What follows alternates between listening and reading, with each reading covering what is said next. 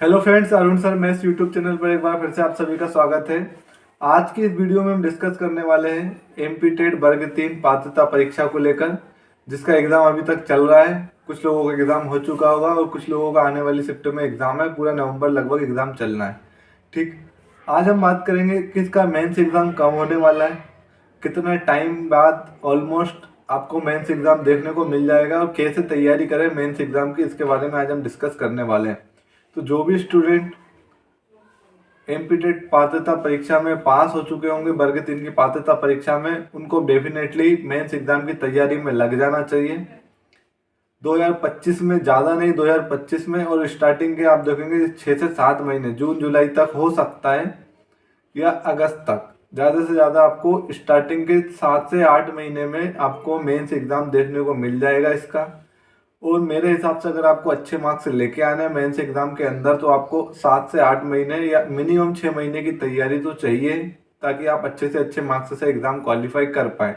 जैसा कि अगर आप प्री देख रहे हैं तो कई बच्चे प्री तक क्वालिफाई नहीं कर पा रहे हैं, क्योंकि जो ईएसबी का एग्जाम पूछने का पैटर्न है वो बहुत ज़्यादा डिफरेंट है अदर एग्जाम से या अदर संस्था से। तो यहाँ पर वर्ग 3 का जो एग्जाम होता है वो भी बहुत हाई स्टैंडर्ड का पूछा जाता है।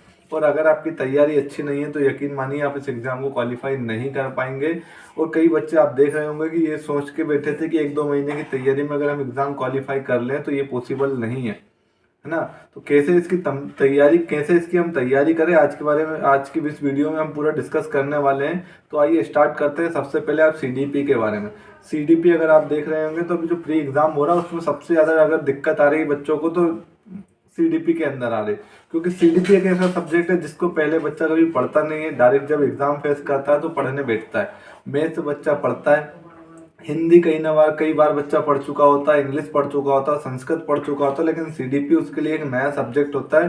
क्योंकि ये सबसे पहले आप देखेंगे तो बीएड में पढ़ते हैं, और बीएड में बच्चा जनरली इस सब्जेक्ट को उतने अच्छे से नहीं पढ़ता है, तो इसीलिए सबसे ज़्यादा दिक्कत भी आती है तो सीडीपी के अंदर आती है। अब सीडीपी की कैसे तैयारी करें, तो इसके लिए मैंने चैनल पर एक वीडियो भी प्रोवाइड की है जिसमें मैंने आपको बताया कौन सी बुक सीडीपी के लिए सबसे बेस्ट है। और आज भी मैं डिस्कस करने वाला हूं। तो सीडीपी की अगर हम बात करें तो अगर आपके पास सफिशिएंट टाइम है, ऑलमोस्ट 7 से 8 महीना मान के चलिए, और 7 से 8 महीना की टाइम ड्यूरेशन में बहुत अच्छी तैयारी हो सकती है अगर आप बिल्कुल कंसिस्टेंसी के साथ डेली तैयारी करते हैं। तो सीडीपी के लिए मैंने आपको बताया था 11th-12th की जो मनोविज्ञान की साइकोलॉजी की बुक होती है, आप उसके थ्रू अपनी सीडीपी की तैयारी बहुत अच्छे से कर सकते हैं। क्योंकि सीडीपी की बुक में आप देखेंगे जनरली तो वहाँ जो थ्योरी दी है वो इतनी स्टोरी वाइज दी है एनसीईआरटी के बुक में, कि आपका जो कॉन्सेप्ट है सीडीपी का बहुत ज़्यादा अच्छे से बिल्ड होने वाला है। अदरवाइज आप कोई ऐसी बुक पढ़ेंगे जहाँ से क्वेश्चन लगा रहे हैं, तो आप हो सकता है पर्टिकुलर किसी टाइप के क्वेश्चन को सोल्व कर लेंगे, जब क्वेश्चन डिफिकल्ट लेवल का पूछा जाता है तो उसी थ्योरी के अंदर आप क्वेश्चन को सोल्व नहीं कर पाते हैं। तो इस तरीके से आपको पढ़ना है कि सीडीपी का कोई भी एक कॉन्सेप्ट, आपने कोई भी एक थ्योरी उठाई है, किसी भी मनोवैज्ञानिक की थ्योरी उठाई, तो आपको वहाँ देखने को मिलेगा कि इतने डिटेल में इतनी स्टोरी के साथ वहाँ एक्सप्लेन किया होता है कि अगर आप उसको थोड़ा सा अच्छे से पढ़ेंगे तो बहुत अच्छे से वो थ्योरी या वो कॉन्सेप्ट आपको क्लियर होने वाला है। तो आप एनसीईआरटी के दोनों बुक पढ़िए, और दोनों बुक पढ़ने के बाद एक बुक आती है लूसेंट की, जहाँ भी आपको थ्योरी दी होती है, लेकिन थ्योरी के साथ साथ इतने ज़्यादा क्वेश्चन दिए होते हैं प्रैक्टिस करने के लिए कि जब आप इनको थ्योरी के साथ साथ प्रैक्टिस करेंगे तो कॉन्सेप्ट आपका बहुत ज़्यादा स्ट्रॉन्ग होता जाता है। तो सीडीपी पर आपको सबसे ज़्यादा फोकस करना है। ठीक, इसके बाद मैथ्स की अगर हम बात करें तो मैथ्स के लिए भी सफिशिएंट टाइम में आप एनसीईआरटी पढ़ सकते हैं। एनसीईआरटी पढ़ने के साथ साथ आप क्या कीजिए कि जो प्रीवियस ईयर क्वेश्चन पेपर है ईएसबी द्वारा कंडक्ट कराए गए एग्जाम के जितने भी प्रीवियस ईयर पेपर है आप उनको उठाइए और उनको सोल्व करना स्टार्ट कर दीजिए। अगर मैथ्स में अगर आपका कॉन्सेप्ट अभी तक क्लियर नहीं है, आपने 1-2 बार मैथ्स को कंप्लीट नहीं किया है, तो पहले आप क्या कीजिए उनके कॉन्सेप्ट को क्लियर कीजिए, क्योंकि मैथ्स में बिना कॉन्सेप्ट के आप क्वेश्चन को सोल्व नहीं कर पाएंगे। जब आप कॉन्सेप्ट सोल्व कर ले, जब आप कॉन्सेप्ट पढ़ लेते हैं तो कॉन्सेप्ट के बाद आप, एक ही सबसे बेहतरीन तरीका है मैथ्स का, प्रैक्टिस प्रैक्टिस प्रैक्टिस। सबसे ज़्यादा प्रैक्टिस कीजिए मैथ्स की, तो मैथ्स ऑटोमेटिक आपको बनने लगती है।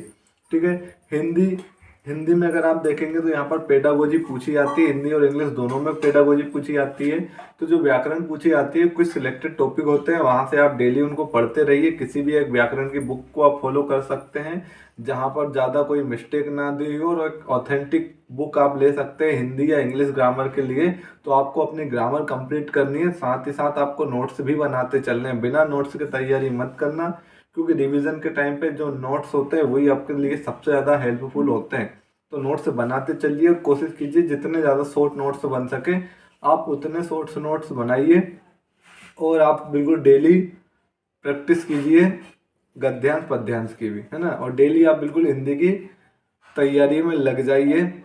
ग्रामर को आप पूरी तरीके से कंप्लीट कर लीजिए। इंग्लिश को भी आपको इसी तरीके से करना है, इंग्लिश की भी आप ग्रामर कंप्लीट कर लीजिए।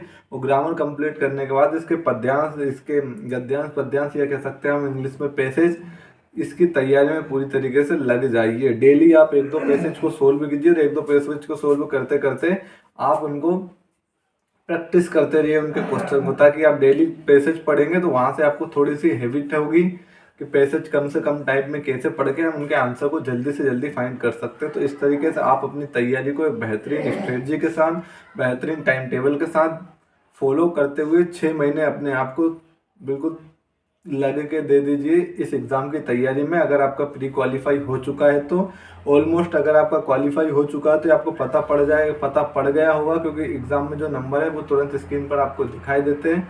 नॉर्मलाइजेशन में 2-4 नंबर का फ़र्क होता है, ज़्यादातर बच्चों के नंबर बढ़ते ही हैं, बहुत कम बच्चे ऐसे होते हैं जिनके मार्क्स घटते हैं। तो 2-4 नंबर अगर आपके क्वालिफाइंग मार्क्स से ज़्यादा हैं तो भी आप निश्चिंत रहिए, इतना कम नहीं होगा। और हो सकता है जिनके 1-2 नंबर कम भी हैं तो वो भी तैयारी में लग जाइए, क्योंकि 1-2 नंबर बढ़ने के चांसेस बहुत ज़्यादा होते हैं नॉर्मलाइजेशन में। तो आप अपनी तैयारी में अभी से बिल्कुल पूरी तरीके से मेहनत कीजिए, ताकि आप बहुत अच्छे मार्क्स के साथ वर्ग 3 का एग्ज़ाम क्वालिफाई कर पाए। ऑलमोस्ट आप देखेंगे ये 2025 में आपको 7 से 8वें महीने के अंदर आपको देखने को मिल जाएगा। ठीक है, मिलते हैं नेक्स्ट वीडियो में अगले किसी टॉपिक के साथ। थैंक यू, धन्यवाद।